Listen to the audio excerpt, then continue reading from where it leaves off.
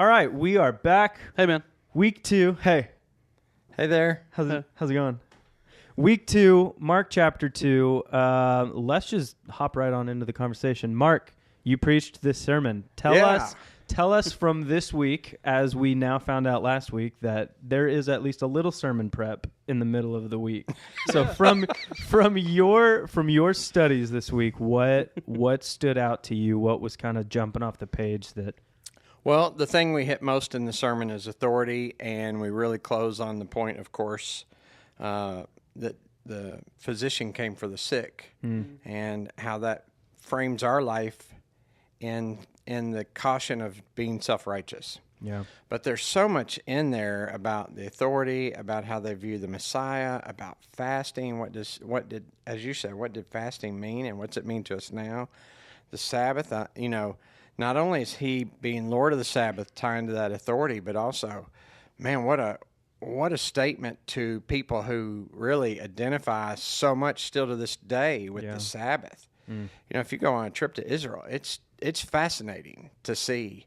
I mean, they even have Sabbath elevators in the hotels that just run up and down all day long at every floor, so you don't have to push the button. Oh, yeah. I mean, it's just we're just so culturally separated from what that really means in their world, and particularly the ancient world. So there was so much in there. Yeah. It's pretty wild how much is in these little... I know. And I mean, it's like we saw another chapter this week where each section, there's 6 different sections. Each section could have been its own 3-week-long sermon series. And so it's like, again, how do you narrow down which one we talk about, which is the purpose for this, obviously. So, right. And even in this time, we're not going to... That's right. No, I think the authority piece is really, really key, which was really great because all throughout this, and we're going to start seeing that in the later chapters, right, where we'll start seeing the lake calming the storm. He's going to start healing a lot more publicly, which you'll start seeing in the Mark, like those small little sentences where you'll start recording like people's reactions, like they're astonished or they're just bewildered or like they're scared, and just starting to get this picture more and more about who is this guy? Like, wait a second. We've seen some miracles. We saw last week when we were talking about what are the 3 criteria for the Messiah. And then he just goes above and beyond. And then we'll get into demon casting outs. Like, how does he go about casting out not just physical forces, but spiritual forces? And it's just going to get more and more wild. I do like how we mentioned that last week, the 3 miracles that the Pharisees had determined would be these signs of the Messiah, right? And as each of them happen, it sends a signal to the Pharisees, and they have like their own, like first we hear about it, then we go observe it. In the observation space, they're not really supposed to be questioning the person and talking. They're just supposed to be watching. And so it's pretty cool that we saw it in the last chapter, and this chapter really begins with them showing up for the observation phase, and they don't speak. Again, the chosen has them speaking, but they don't speak, and he reads their minds. Yeah, man. It's like, okay, you came to see if I'm the Messiah. Right. Let me just read your minds, and then let me just do a mic drop moment right here in front of you. Yeah, I mean, it's almost like he pre-planned it. Yes, I know you're going to be here. I already know what you're going to think, so let's just address the situation. Yes, it's so powerful. Micah, chapter 2. Anything that stood out specifically to you this week? Yeah, one of my favorite thoughts, points that Jesus brings up is that passage that Mark talked about, that he came for the sick, that he came for the sick, not for the healthy. That the hospital is for the sick, not the healthy. It's not the healthy who need a doctor, but the sick. I've not come to call righteous, but sinners. And to me, that's been kind of my internal calling card for the last 4 or 5 years. It's just, there's obviously the scriptural duties of equipping the saints and the edification of those who are already Christians. But man, the idea of finding the lost, finding the sick, finding the unhealthy is just such a draw to me. It's just such a sticking point. Just because you see Jesus do that so much. I mean, the woman at the well in John, I love that idea of like they're traveling to this place and they're like, well, we don't go through Samaria, Jesus. Right. He's like, well, we do now. It's just like everything's different. And we're going to be at the well at a time when no one normally would be at the well. He went, but she will be. He went for that one person. Yeah. Now, we know now that that one person was also going to affect a lot of other people. She went immediately to town and told people, but that almost doesn't matter. Like that part, it's great, but what matters is he went for that one person. And, I just think that to me is always my, I love that passage. I've said it. I mean, Mark's probably heard me say it a dozen times since I've just been here in 2 years. It's just kind of my... Yeah, we're kind of getting sick of it. Yeah, no. It's kind of my... Hey, Jesus was here for that. Just kidding. Yeah, Mark, we call Mark the Grace Police. Just kidding. I've become kind of the identity police, I think, around here. But also, because that lost, the idea of the sick is they don't know their identity. Yeah. And they need someone to show them who their identity is found in. Yeah. Well, see, and that's as you just said, they need someone to show them that. That to me is the blaring reminder to the church, Big C Church. Okay. Yeah. Some do it great, some don't. And I don't know that I always thought it was a fair charge, but a lot of times when I was growing up, I grew up in a mega church, and people who didn't go there would say, "Oh, that church for the rich," because it did have a lot of wealthy people in it. I didn't ever really feel like the less wealthy were excluded, but maybe in some way it was communicated in a way I didn't perceive it because I just didn't see it, right? But I do know historically through church history, we have messed that up an awful lot of times, and well, normally the sick can't provide what the structured church needs, which is money or like attendance, and or staff, volunteers. Exactly, yeah. And so it kind of flips the whole thing of like, wait, you can't really contribute, and then Jesus is like, that's why I'm here. Yeah, like if we built a hospital and no sick people showed up, we would be a failure. Mm-hmm. No matter how good the doctors were. Wow. You know what I mean? Yeah. So you're like, we built a hospital for sinners. If they don't show up, how successful are we? I mean, it doesn't matter how good the music is, how big the size is. Wow. You know what I mean? Yeah. Are we failures? Well, I mean that. So you could be a church of 10,000 and be a failure. Yeah. Wow. Oh, that analogy hits. Yeah. And a big part of our culture for church, what we understand, the Western church, especially modern day church, so much of how we're organized and how we do weekly tasks or events or programs is modeled around a governmental style or what we've learned in the modern culture of how businesses work. And a lot of that, and none of those models are good when you involve lost, sick, or people that don't provide anything for you. Right. And so when we model and we stick around to a business-minded church or a governmental type rhythm, we have this like really strict rhythm that doesn't allow space for people who don't live by rhythm. It doesn't allow space for lost or sick. And so then all of a sudden they're a burden. Yeah. And so then it's just easier if we just stick to our people that give and let's just stay internal, and it's just, that's easy. Yeah. I mean, it's easy. We've always said the phrase, ministry would be so much easier if you didn't have to deal with people.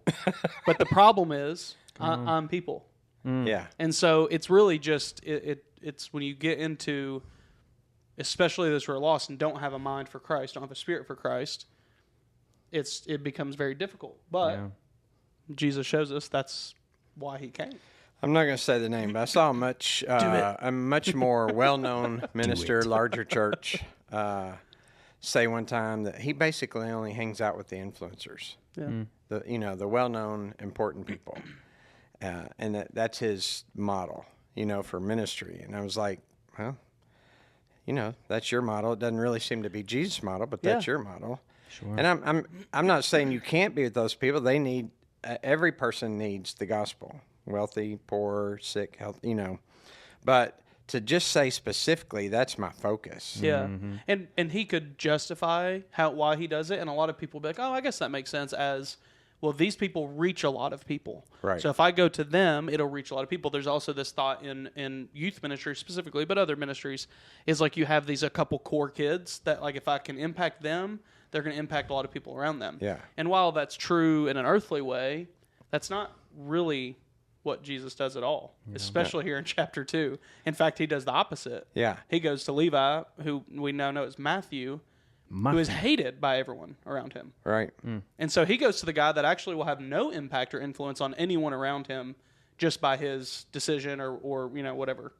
And so Jesus literally does the opposite of what we often think would be the logical or like that makes sense. And you look, his crowds are growing by word of mouth. That's right. Because he's influencing and affecting people in that normal sphere of life. Yeah.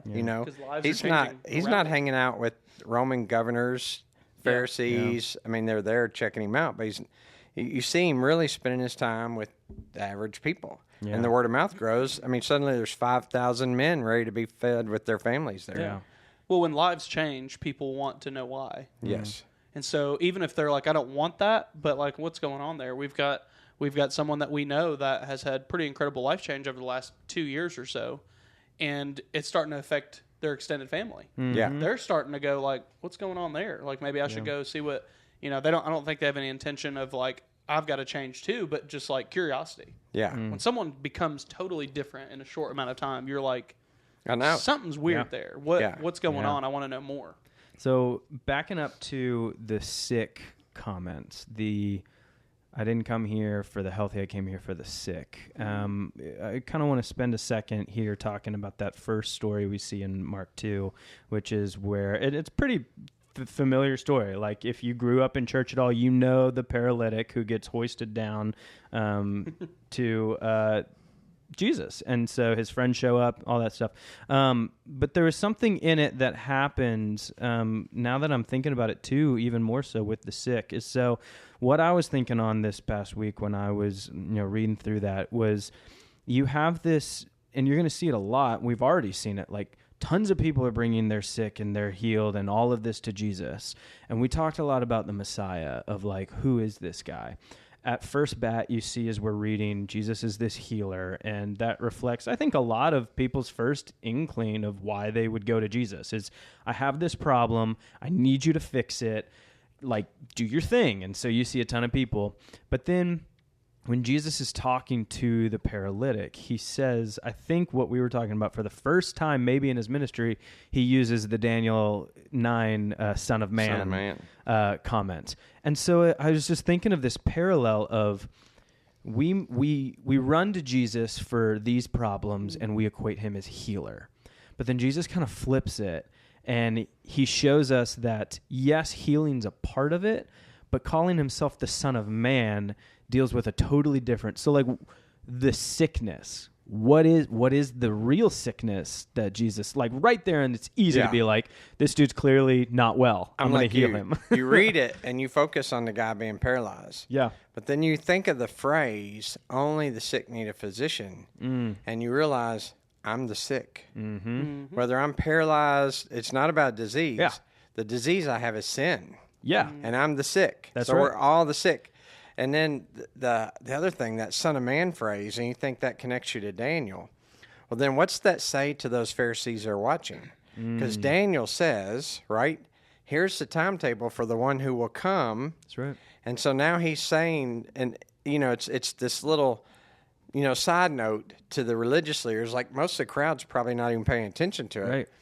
But it's, hey, I'm that guy Daniel spoke of. That's right. The time is here. Which is wild, too, because when you think about like the Son of Man and you go back to Daniel and you read it, and we were talking just prior to this, like what is the Messiah? And people think that the Messiah is this political leader. And so when they would hear this phrase, like it's so minor and we just read past it. It's like, Son of Man did this. And then even if you have a little bit of context of Daniel 9 or Daniel and anywhere he says it, where he's just like, the Son of Man, okay, great, it's a prophecy or something. But then you look at the image of the Son of Man, this glorious being who's shining bright, who's got swords, fire, stars all around him, riding on a cloud is where he's going to come. It's just like, it's kind of really cool to, and I think it's for us as well to understand the weird gap of, we have all the power that Jesus is showing that the Son of Man has, but the image is not the one we see in Daniel. It's this meek, unattractive, it's totally nobody opposite. From Galilee, but still all of the power.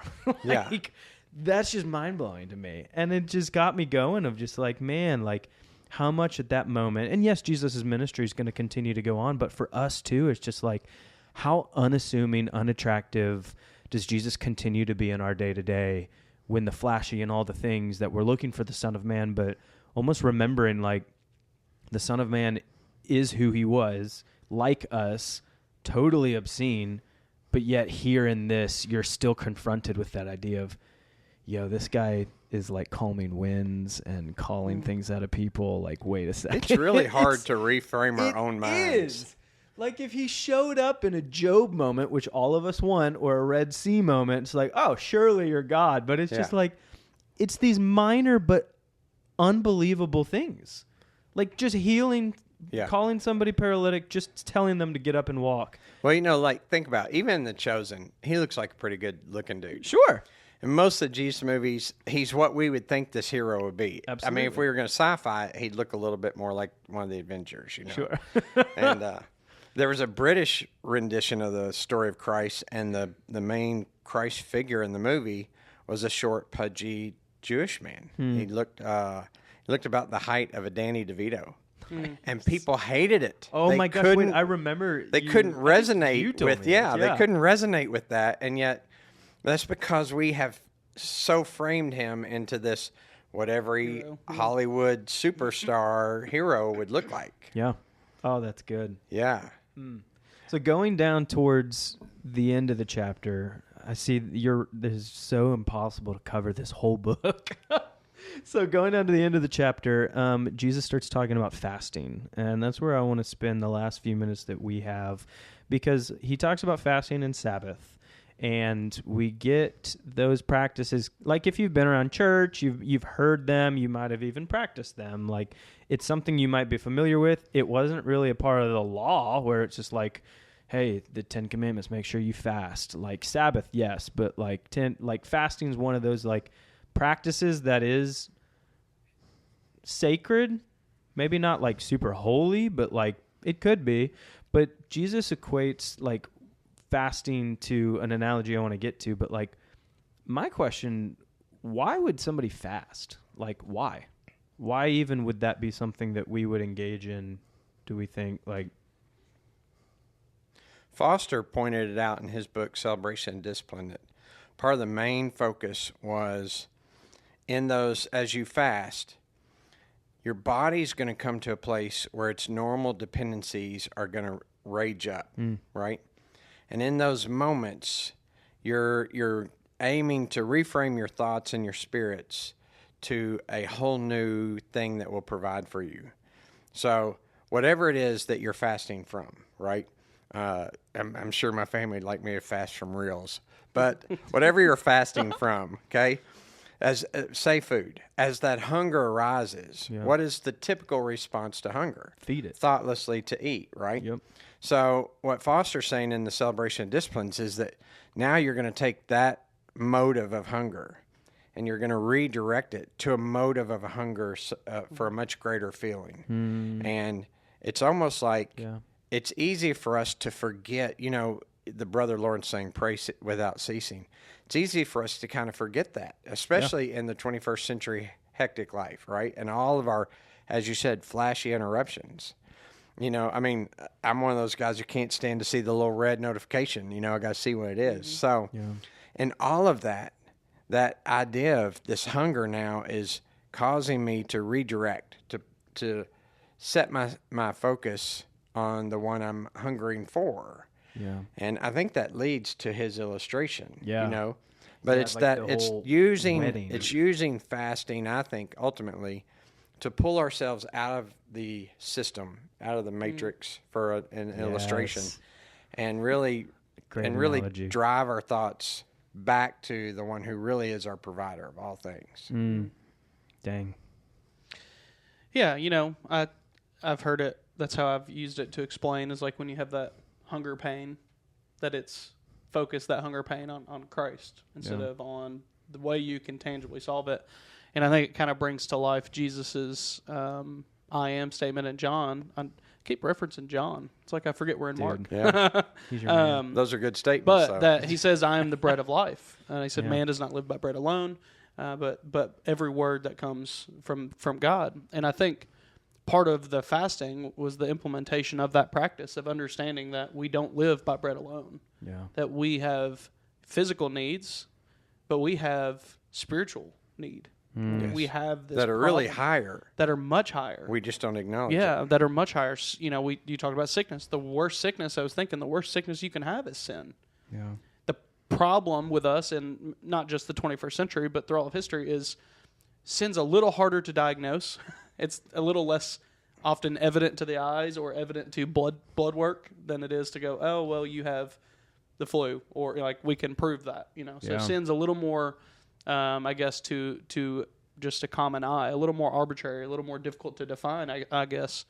And so, but sin is the ultimate sickness because it is what eternally separates us from God. And so I often say that, you know, depending on who you're talking to, but there's things way worse than death, physical death. Amen. And the one thing that's way worse than physical death is spiritual death. Yeah. And so I think thinking about fasting, anytime I think about fasting, I just am reminded of that calling of man does not live by bread alone, but he feasts on every word from the word of God. And then Jesus saying, I am the bread of life. And we know he is the word from John 1. Jesus is that bread. He is what we feast on. And fasting is this physical, tangible feeling, gut feeling, literally, reminder of I need to be feeding on Christ. You know, it's interesting because you look at their time period versus our time period, right? And I'm sure they had their distractions, but they also lived it's dark, it's time to go to bed. I mean, it's like when we go to Africa, you know, it's dark, you go to bed, you get up in the morning when it's light. I mean, we sit and talk a little bit, but, you know, we're not watching TV, we're not sending emails. And they didn't have all that. Now, in our world, in some ways, there are a lot of things much more distracting than the food. And so now you see a lot of people will they'll find these cabins, they'll go to these abbeys, and they'll fast from all of the flash. They'll leave the cell phones behind, they'll leave the laptop behind, they'll take just their Bible.